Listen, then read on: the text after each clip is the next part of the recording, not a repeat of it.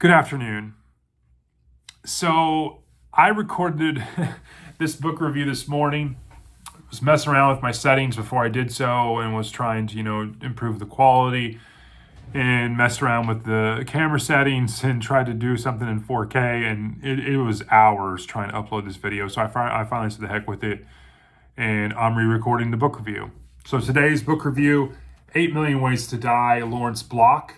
This is book 5 in the Matthew Scudder series. It was published in 1982. I gave this book a solid 4.0 out of 5. A brief synopsis without getting into major spoilers. This really is a book of two kind of plots. One is Matthew Scudder is approached by a hooker, and she wants to pay him to act as an intermediary between herself and her pimp, as she wants to stop participating in prostitution. The other kind of plot, and this is by far the major part of the book, the initial scope, working with this prostitute and what unfolds with that is about 30% of the book. I think 70% of the book is Matthew Scudder in dealing with alcoholism and his sobriety and his mental state. Both are pretty fascinating.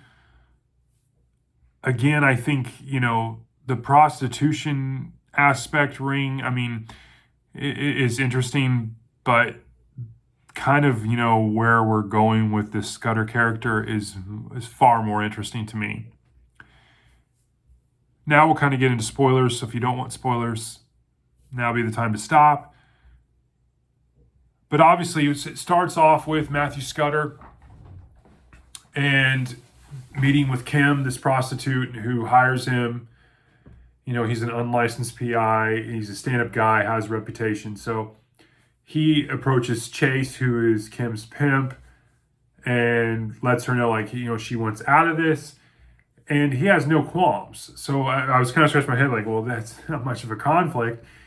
Well, lo and behold, a few days later, Kim ends up dead, and then you get into his Chase a good guy type thing, and Matthew Scudder has this overwhelming feeling like she paid me to, act on her behalf. Now I feel obligated to go and see what's going on with, this murder and why she was murdered. And so that's kind of where the premise of that story takes place. Well, all throughout there, though, you have him and these hints, and then heavy-handedly talking about sobriety. It starts, the book starts with him in, I think it's Armstrong's, or I think is the name of the bar, that he frequents, of many. And then you have blurbs and pieces where he goes, 7 days sober, and then he's like, oh, well, I can have a drink or two a day. I can control it. Speaking anyone that has dependency issues. And the next thing you know, he has a blackout period, and he wakes up in the hospital, and the doctor's telling him, you need to get into a program, you're an alcoholic, and he takes the tough guy approach, like, I'm fine. That kind of mental capacity where he starts breaking down, he starts having blackouts, and it's pretty good. It's very interesting, and there's a point to it. So at points, at the parts where I found it tedious, I understood what Block was doing and writing it in. Obviously reading book 8 in the series, A Walk Among the Tombstones, you realize, he's recovering alcoholic at that point. He has a lot of sobriety under his belt. So the destination is on the horizon. So definitely, I can understand why, as we go throughout those books and we're leading up to book 8, you can understand why Block is writing this one heavy-handedly about the sobriety and the alcoholism kind of trope. Where it's interesting to me, though, is where he gets really down. Block does a really good job in a small book writing basically, how down and out he gets, to the point where he actually makes a phone call later in towards the book, and I really like the climax of the book, to where he calls Jan, who was the artist in the previous book, A Stab in the Dark. So it was really cool to see her kind of character reprised for a little bit of this. he's calling her at 2 a.m. He's down on his luck. He doesn't know where he is. He wants to have a drink. He just got done beating the hell out of this guy that tried to accost him. And that was an interesting part of the whole book, or that was an interesting section of the other plot, which dealt with the prostitute and what's going on with that and who's murdering.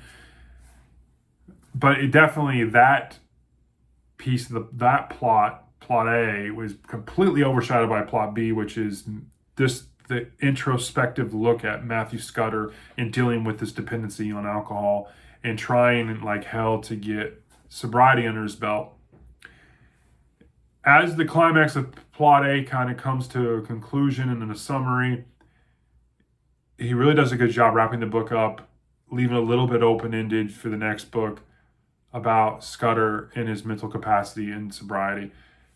Again, it's neither one are done to the point where it's uninteresting. There's bits and pieces in the middle you could have done without. This book could have been condensed a little more, and it's not a long book to begin with. But it definitely sets up, you're starting to really get a deep dive, a retrospective look at the inside and thinkings and what's going on with Matthew Scudder. And I find that fascinating. It definitely, the next book is When the Sacred Gin Mill Closes. And I had to even look up what the word gin mill was, which is a dirty bar or seedy place type thing, because I didn't know what that was.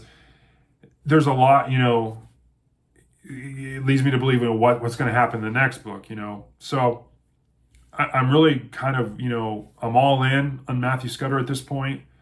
Obviously, I'm heavily invested, so I look forward to these books. Again, 4.0 out of 5. It's solid. It's a solid read. There was definitely bits and pieces in the middle I could have done without, but I'm really glad I read it.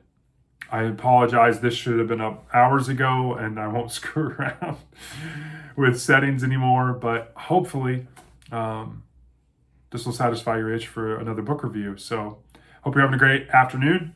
Talk to you later.